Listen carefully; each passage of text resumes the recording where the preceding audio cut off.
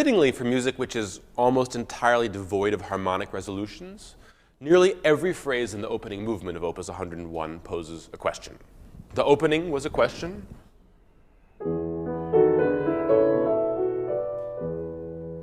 Answered by another question.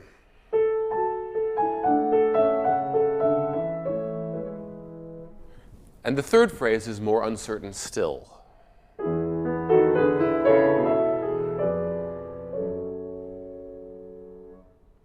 This uncertainty launches us into a long, wild search, which still provides no answers.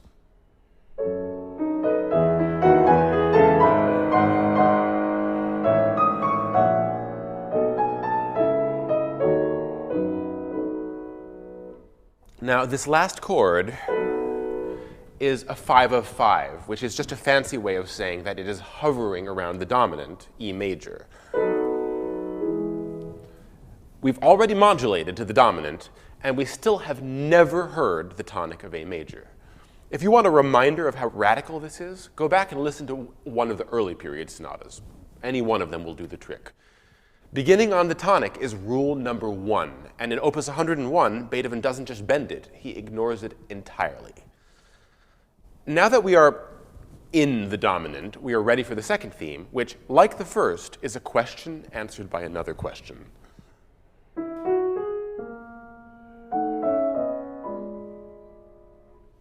You'll notice that it features a short, short, short, long rhythm,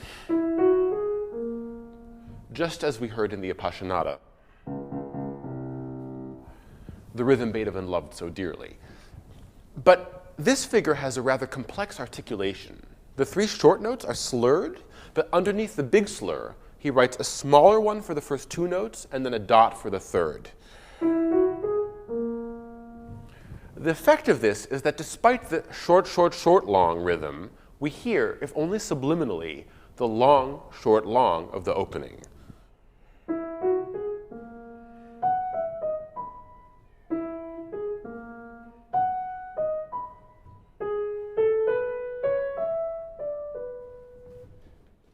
Beethoven manages to have it both ways here, creating a contrast between the themes while simultaneously unifying them. So we're in the second theme area without having had a firm tonic or a firm dominant.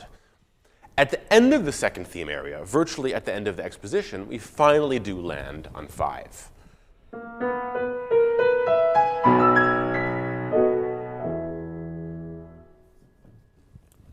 It's the first harmonic landing of any kind in the piece, the first answer after what must be dozens of questions of entreaties.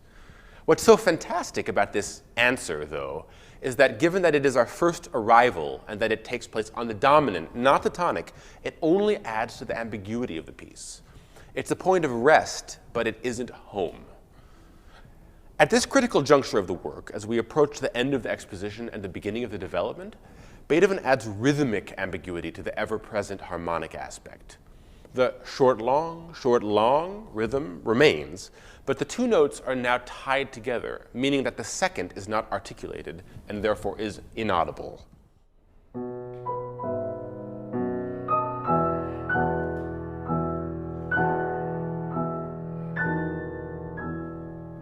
Throughout the movement, it is the long note which is on the beat.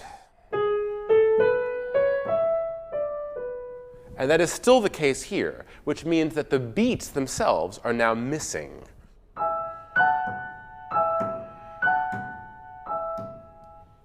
This persists for long enough that we begin to wonder where the beat is.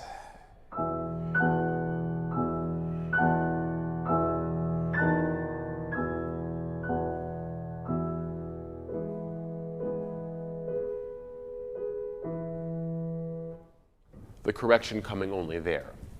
It's a subtle but powerful way in which Beethoven adds to our sense of dislocation, just as we embark on the development which takes us in new harmonic directions.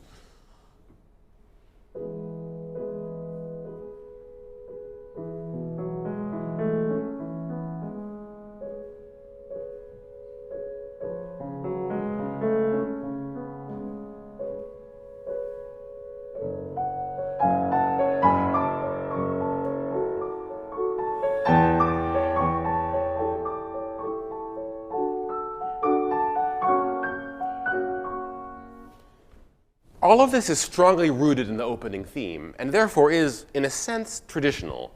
But as we discussed, in the classic sonata movement, everything, our arrival to the dominant, any and all harmonic points of call in the development, everything is heard in relation to a firmly established tonic. We always know, if only subconsciously, how far away from that tonic we are. In the case of the dominant, not so far. In the case of development adventures, perhaps much further. But here, given that our sense of tonic has been compromised from the get-go, we experience every subsequent event differently as well. This is why musical structure is so critical, above all in the sonata, above all in Beethoven, because our emotional experience of every event in the music is so deeply connected to what has already happened in the music. It probably will not come as a surprise that the recapitulation, the moment of return, is obscured. This is, in fact, an inevitability. The opening of the piece wasn't harmonically stable, so coming back to it is not going to feel fully like an arrival. But Beethoven obscures the precise moment of return further, because when it comes, it is simply a repetition of the phrase that has just been played, only first in minor.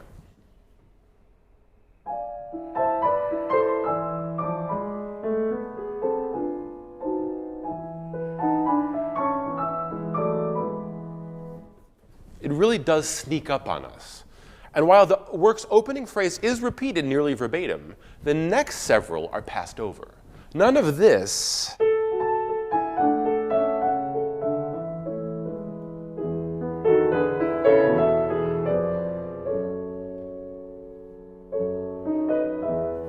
none of that reappears. Instead, we move straight into this.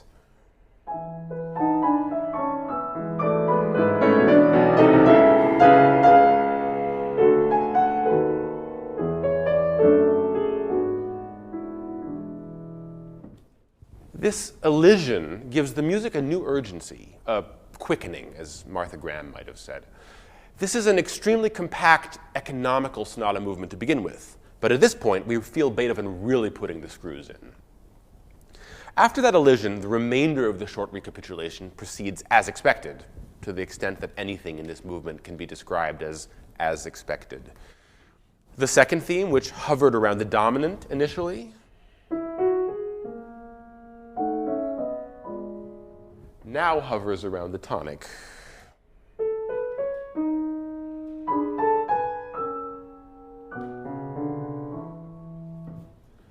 And that eventual arrival, again on 5 in the exposition,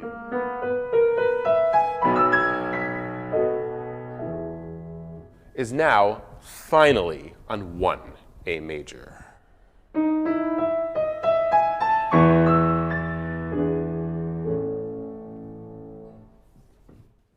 The recapitulation is nearly concluded, the body of the movement is in its final seconds, and only now do we hit home. And this arrival, given that it's been withheld from us for minutes, is very brief, almost matter of fact. This is not sufficient to provide resolution for a whole movement's worth of music.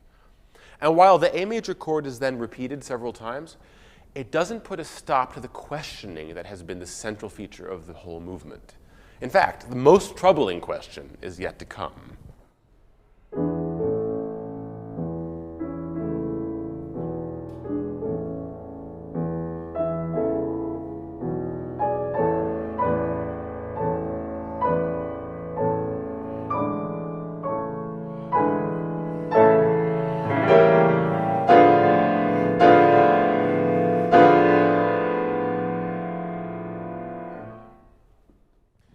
We're already in the coda, which means that the main business of the movement should have been worked through already.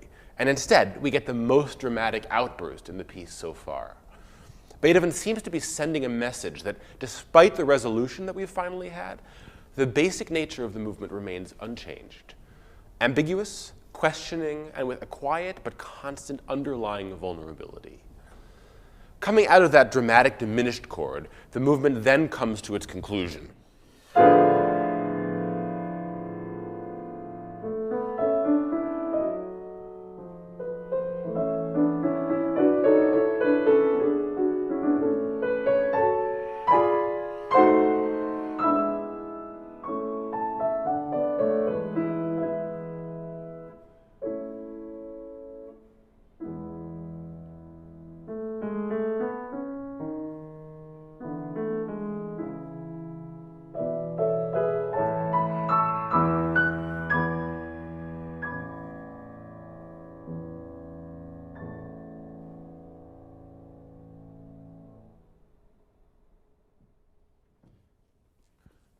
This deeply moving ending preserves the harmonic uncertainty.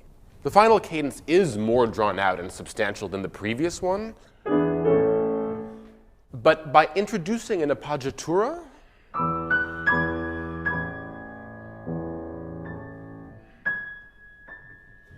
Beethoven again slightly compromises the arrival. It comes in one place in the left hand and then in another place in the right.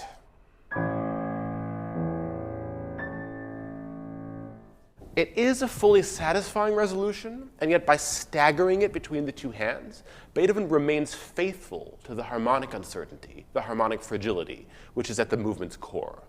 This refusal to be firm harmonically, not at the start, not at the finish, is by no means arbitrary. It's a brilliant example of harmonic language being used to enhance the character of the music. The character, in this case, once again, being vulnerability. Beethoven has again created a new structure in support of an emotional need.